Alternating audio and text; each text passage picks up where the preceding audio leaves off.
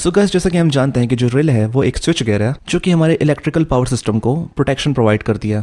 जैसे ही हमारे power system में कोई फॉल्ट आता है तो ये सर्किट ब्रेकर को सिग्नल भेजकर फॉल्टी सेक्शन को ट्रिप करके हमारे पावर सिस्टम में लगे इलेक्ट्रिकल कंपोनेंट्स को प्रोटेक्ट करती है। सो इन रिले के बहुत सारे टाइप्स होते हैं। सो आज हम बात करने वाले हैं बकोल्स रिले के बारे में। और ये बकोल्स रिले एक मैकेनिकल रिले है जिसे एक्चुएट करने के लिए या फिर एक्टिवेट करने के लिए किसी इलेक्ट्रिकल कंपोनेंट की जरूरत नहीं पड़ती है। सो गाइस, ऑलवेज रिमेंबर कि बकोल्स रिले का यूज हमेशा 500 kVA से ऊपर के ट्रांसफार्मर्स में किया जाता है। इसका मतलब है कि इसका यूज पावर ट्रांसफार्मर्स में किया जाता है। इसे हम छोटे मोटे ट्रांसफार्मर्स में यानी कि डिस्ट्रीब्यूशन ट्रांसफार्मर्स में यूज नहीं करते हैं। सो इसे हम कैसे यूज करते हैं, लेट्स सी। जैसे कि हम देख सकते हैं कि हमारे यहाँ पर पावर ट्रांसफार्मर रखा हुआ है। सो पावर ट्रांसफार्मर का जो मेन टैंक है और उसके ऊपर पाइप से लगा हुआ जो कंजर्वेटर टैंक है, उसके बीच में हम बकोल्स रिले को लगाते हैं और इस रिले को इन दोनों टैंक्स के बीच में लगाने से ही ये वर्क करती है।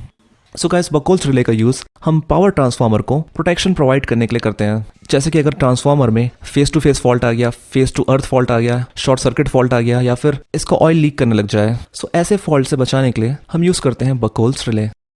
सो गाइस, अगर बकोल्स रिले इलेक्ट्रिकली एक्टिवेट नहीं होता है तो फिर ये मैकेनिकली एक्टिवेट कैसे होता है? सो गाइस, इसके पीछे सिंपल सा रीजन है। जैसे कि हम जानते हैं कि हम ट्रांसफार्मर में मिनरल या सिंथेटिक ऑयल यूज करते हैं जो कि एक इंसुलेटिंग ऑयल होता है, यानी कि ये ऑयल करंट का इंसुलेटर है, यानी कि इसमें करंट फ्लो नहीं होता है। और ये ऑयल जो होता है वो ट्रांसफार्मर टैंक से लेकर कंजर्वेटर टैंक तक भरा रहता है। सो ऑब्वियस सी बात है कि बकोल्स रिले दोनों टैंक्स के बीच में है। सो ये जो ऑयल है ये बकोल्स रिले के चैम्बर में ऊपर तक भरा रहता है।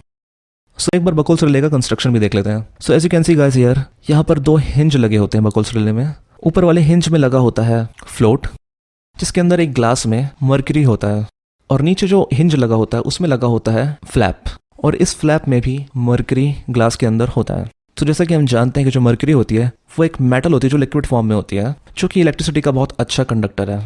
सो इन ग्लासेस में रखे हुए मर्क्यूरी का यूज ही किया जाता है प्रोटेक्शन प्रोवाइड करने के लिए, जिसे हम आगे समझेंगे। सो जब कभी भी ट्रांसफार्मर में कोई फॉल्ट आता है, सो उससे क्या होता है कि जो हमारा ऑयल होता है, फॉर एग्जांपल वाइंडिंग्स में बहुत ज़्यादा करंट फ्लो होने लग जाता है, जिसकी वजह से क्या होता है कि वाइंडिंग बहुत ज़्यादा हीट करने लग जाती है। सो ऑब्वियस सी बात है ऑयल भी हीट करेगा। सो जब ऑयल बहुत ज़्यादा हीट होता है तो उससे होता यह है कि ये जो ऑयल होता है ये हाइड्रोकार्बन गैसेस रिलीज करता है, जैसे कि CO2, CO, और ये जो गैसेस होती हैं ऑब्वियस सी बात है ऊपर की तरफ उठने लग जाती हैं। सो हमारे ट्रांसफार्मर टैंक के ऊपर बकोल्स रिले का चैम्बर होता है।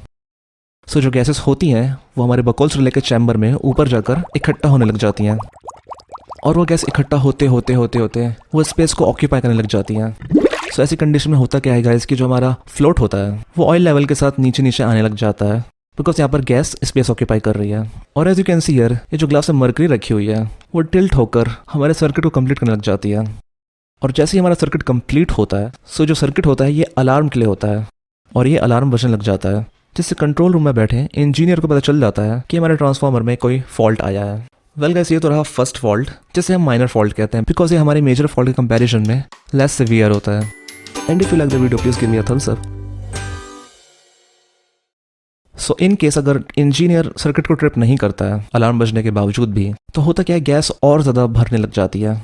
और सपोज अगर हमारे ट्रांसफार्मर में कोई बहुत ज़्यादा सीवियर फॉल्ट आ जाता है, जैसे कि short circuit fault, like phase to phase या फिर फेस टू अर्थ फॉल्ट, तो उससे क्या होता है वाइंडिंग बहुत ज़्यादा हीट होने लग जाती है, जिससे बहुत ज़्यादा गैस बनती है, और इस बकोल्स रिले के चैम्बर में गैस इतना ज़्यादा ऑक्यूपाई कर लेती है कि वो धीरे धीरे करते करते हमारे फ्लैप तक पहुंच जाती है, जिस वजह से हमारे फ्लैप में रखी हुई मर्क्यूरी टिल्ट होकर हमारे सेकेंड स्विच को भी एक्टिवेट कर देती है, जिससे सर्किट कंप्लीट हो जाता है। और अब जो ये सिग्नल होता है ये डायरेक्ट सर्किट ब्रेकर को जाता है, और सर्किट ब्रेकर सप्लाई को ट्रिप कर देता है, और इस तरह से ट्रांसफार्मर में जा रही सप्लाई ट्रिप हो जाती है।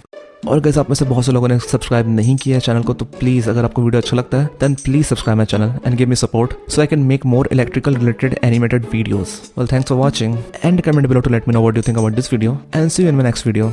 Okay then, bye.